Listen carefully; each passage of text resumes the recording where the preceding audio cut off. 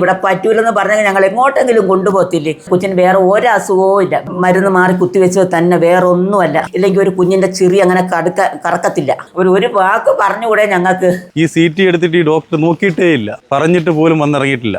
അവള് ടീച്ചറാതെ, അവള് പഠിപ്പിക്കുന്ന സ്കൂളിലെ ഫോട്ടോയാതെ, അവളവിടെ ചുണ്ട് ചോന്നു നമ്മൾ പൾസില്ലെന്ന് നമ്മൾ പറയുക. നേഴ്സ് പോലും പറയാം നമ്മൾ പൾസില്ല, വിഷയമാണ് എന്ന് പറഞ്ഞിട്ട് പോലും അവർക്ക് ഒരു മര്യാദയും കാണിച്ചില്ല. ഒരു ഓക്സിജൻ പോലും അവർക്ക് കൊടുത്തില്ലെന്നുള്ളത് അതിനകത്ത്. ഈ അമ്മമാരുടെ വാക്കുകൾ കേട്ടാൽ അറിയാതെ കരഞ്ഞു പോകും. അത്രയ്ക്ക് ഹൃദയഭേദകമായിരുന്നു അത്. ട്യൂഷൻ പഠിപ്പിക്കവേ ഛർദിൽ ഉണ്ടായതിനെ തുടർന്ന് ആശുപത്രിയിൽ എത്തിച്ച 34-കാരിയായ അധ്യാപിക മരണപ്പെടുകയായിരുന്നു.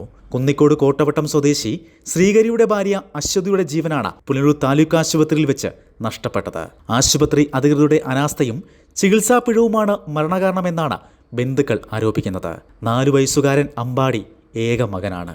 ട്യൂഷൻ പഠിപ്പിക്കാൻ ഇറങ്ങിപ്പോയതാ, ഒരു കുഴപ്പമില്ലാതെ 2 മണിക്ക് അവിടെ കുഞ്ഞിന് മൊബൈലിലും ആഹാരവും കൊടുത്തിട്ട് ഇറങ്ങിപ്പോയതാ മക്കളെ.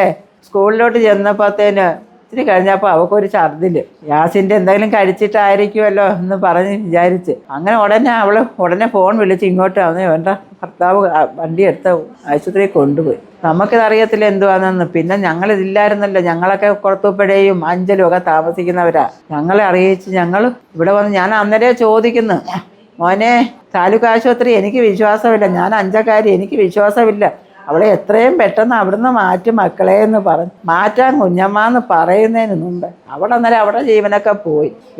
അവിടെ കൊണ്ടുവന്ന് അവരെന്തുവാന്ന് വെച്ചാൽ സ്കാൻ ചെയ്യണമെന്നും പറഞ്ഞ് അവള് മയങ്ങാനുള്ള മരുന്ന് വലിയൊരു സിറിഞ്ചിലെങ്ങാണ്ട് കൊടുത്തു കഴിഞ്ഞിട്ട് അവൾക്കുള്ള ബ്ലഡ് എടുക്കുന്നത് മൊത്തവും വെള്ളമാണ് വരുന്നത്, ബ്ലഡില്ല. എന്താന്ന് ചോദിച്ചപ്പം പറയുന്നു, അവളുടെ അമ്മ ചോദിക്കുന്നു, എന്താ കുഞ്ഞെ ഇങ്ങനെ വരുന്നത്? അതൊക്കെ ഇവിടെ അങ്ങനെ ഒരു പയ്യനാണ് ഇത് എടുക്കുന്നത്. മക്കളെ നീ എന്തിനാളാ ഇങ്ങനെ അവിടെ കയ്യിലിട്ടിങ്ങനെ 100 കുത്തുന്നത്? നിനക്ക് ഞങ്ങൾ വേറെ നല്ല സൂചി വാങ്ങിച്ചു തരാമോ? അതൊന്നും ഇവിടെ അല്ല, അതൊന്നും ഞങ്ങൾക്കൊക്കത്തില്ല. അന്നേരം കുഞ്ഞിൻ്റെ മുഖം മൊത്തം ഇത്രയും കറുത്ത്, പുറം മൊത്തവും കറുത്ത് വാരി ബോധ്യപ്പെടുത്താൻ വേണ്ടി അവര് കുത്തിക്കൊണ്ടിരുന്ന്. മരുന്ന് മാറി കുത്തിവെച്ചത് തന്നെ, വേറെ ഒന്നുമല്ല. അവർ കൊടുത്ത മരുന്നിൻ്റെ അളവ് കൂടിപ്പോയത് തന്നെ, അത് എവിടെയും പറയാം, അല്ല വേറെ ഒന്നുമല്ല. അവരുടെ മരുന്ന് കൂടിപ്പോയത് തന്നെ. ഇല്ലെങ്കിൽ ഒരു കുഞ്ഞിൻ്റെ ചിറി അങ്ങനെ കറക്കത്തില്ല. കറക്റ്റ് 1:46 വിളിച്ച കുട്ടി 9 മിനിറ്റ് എൻ്റെ അടുത്ത് സംസാരിച്ച് എന്നിട്ട് ഇറങ്ങിപ്പോയ കൊച്ചിന്. അല്ലെങ്കിൽ അമ്മയടുത്ത് പറയത്തില്ലേ, അമ്മ എനിക്ക് വയ്യെന്ന്. എന്തിനാ? ആ ട്യൂഷൻ പഠിപ്പിച്ച കൊച്ചവിടെ ഉണ്ട്. 3 മണിക്ക് വരാൻ പറഞ്ഞ കൊച്ചിനെ നേരത്തെ വിളിപ്പിച്ച് ഒരു 2:45 പറഞ്ഞു, ബാമനെ നേരത്തെ ട്യൂഷൻ പഠിപ്പിക്കാമെന്ന്.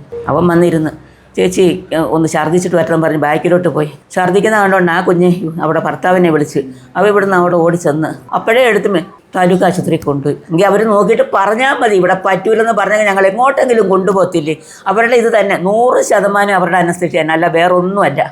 അല്ലാതെ എൻ്റെ കൊച്ചിന് വേറെ ഒരു അസുഖവും ഇല്ല, വേറെ ഒരു മാരാരോഗവും അവൾക്കില്ല, അവൾക്കൊരു പനി പോലും ഇല്ല. ഞങ്ങൾ അവിടെ കിടന്ന് ബഹളം വെച്ച് ചോദിച്ചപ്പോൾ ഡോക്ടർമാരെയൊക്കെ കിടന്ന് വിളിച്ചപ്പോൾ പറഞ്ഞു, നിങ്ങളവിടെ പോയിരി 4 മണിക്കൂർ കഴിഞ്ഞിട്ടേ ബോധം വീഴത്തുള്ളൂ. നിങ്ങൾ ഈ ബോധമില്ലാത്ത കൊച്ചിനെ എടുത്തോണ്ട് നിങ്ങൾ എവിടെ പോകുന്നതാണ് ചോദിക്കുന്നത്.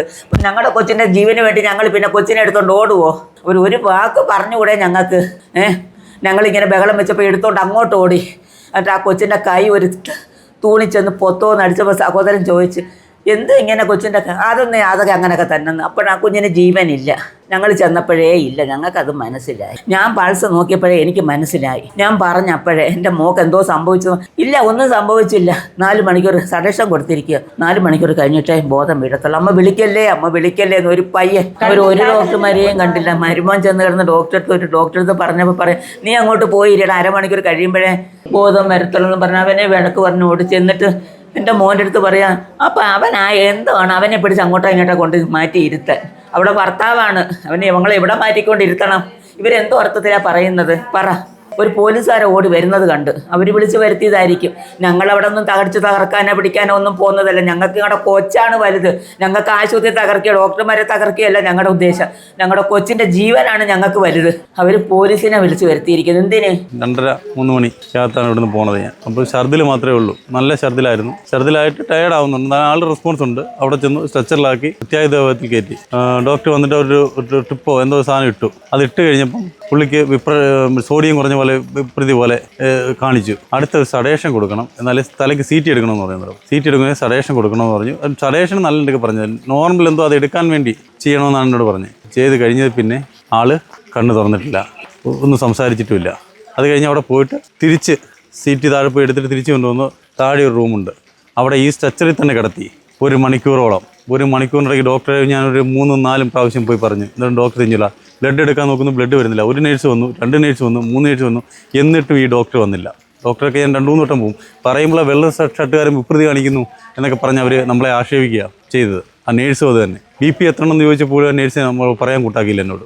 അത് ആ ഭർത്താവായിട്ട് ഞാൻ കൂടെ ഉണ്ടെന്ന് അവർക്കറിയാം, ഹസ്ബൻഡ് ആണെന്നറിയാം. അവരുടെ കൂടെ തന്നെ ആയാലും ഞാനേ ഉള്ളൂ, വേറെ ആരും ഇല്ല. അന്നേരം വേറെ ആൾ പേര് സഹായിക്കാനുള്ളൂ പയ്യൻ. എന്നിട്ട് പോലും അവർ ഒരു മര്യാദയും നമ്മളോട് കാണിച്ചില്ല. അവരെന്തെങ്കിലും കുഴപ്പമുണ്ടെങ്കിൽ എന്നോട് പറഞ്ഞാൽ മതി, ഞാൻ എവിടെയെങ്കിലും കൊണ്ടുപോയി രക്ഷപ്പെടുത്തും. അത് ചെയ്തില്ല അവരവിടെ ഈ CT എടുത്തിട്ട് ഈ ഡോക്ടർ നോക്കിയിട്ടേ ഇല്ല, പറഞ്ഞിട്ട് പോലും വന്നിറങ്ങിയിട്ടില്ല. എത്ര വട്ടം ഒരു ഓക്സിജൻ പോലും അവർക്ക് കൊടുത്തില്ല എന്നുള്ളതാണ് അതിനകത്ത് രസം. ഒരു ഓക്സിജൻ പോലും അത്രയും ക്രിട്ടിക്കലായവരൊക്കെ ഓക്സിജൻ കൊടുത്ത പോലെ അയാളെ റിക്കവറാക്കാൻ ചെയ്തില്ല എന്നുള്ളതാണ്. കുഴപ്പമില്ല, ഒരു കുഴപ്പമില്ല. CT ഒരു കുഴപ്പമില്ല. ആൾ ഓക്കെയാ, റിക്കവർ ആവുമെന്നാണ് പറയുന്നത്. അങ്ങനെ കുറച്ച് കഴിയുമ്പോൾ ഓട്ടോമാറ്റിക്കായിട്ട് എണീക്കും. ഇന്ന് വന്ന് നോക്കിയത് പോലുമില്ല. അവിടെ ഇരുന്നുകൊണ്ട് പറയുക ഇതാണ് അവർ ചെയ്തത്. അത് കഴിഞ്ഞ് അവളെ ഒരു ഡ്രാമ പോലെ അവിടെ വെച്ചപ്പോഴേ അവൾ കഴിഞ്ഞു എന്നാണ് എനിക്ക് തോന്നുന്നത്. പിന്നെ ഡോക്ടറെ കണ്ടില്ലെന്നല്ല, ഇവർ അതെല്ലാം കൂടെ ചെയ്തിട്ട് അന്നേരം അവൾ അനങ്ങടക്കം പെട്ടെന്ന് ഇത് ബ്ലഡ് വരുന്നില്ലെന്ന് പറഞ്ഞാൽ പെട്ടെന്ന് എടുത്തുകൊണ്ട് പോയി CPR കൊടുക്കുന്നുള്ളത് കാണിച്ച് പെട്ടെന്ന് ICUവിൽ കയറ്റി അവർ ഡോർ ലോക്ക് ചെയ്യുകയാണ്. ഇതാണ് അവർ ചെയ്തത്. അവിടെ കിടന്നപ്പോഴേ അയാളുടെ ജീവൻ പോയെന്നാണ് എൻ്റെ നിഗമനം. എന്നിട്ട് നമ്മളോടൊന്നും പറഞ്ഞില്ല, ഒരു കാര്യവും പറഞ്ഞില്ല. ചുണ്ട് ചോന്ന് നമ്മൾ പൾസില്ലെന്ന് നമ്മൾ പറയുക, നേഴ്സ് പോലും പറയുക നമ്മൾ പൾസില്ല, വിഷയമാണ് എന്ന് പറഞ്ഞിട്ട് പോലും അവർക്ക് ഒരു മര്യാദയും കാണിച്ചില്ല എന്നുള്ളതാണ്. ഒരു മര്യാദ അവർ കാണിച്ചില്ല. അവർ മനഃപൂർവ്വം എൻ്റെ വൈഫിനെ കൊന്നതാണ്.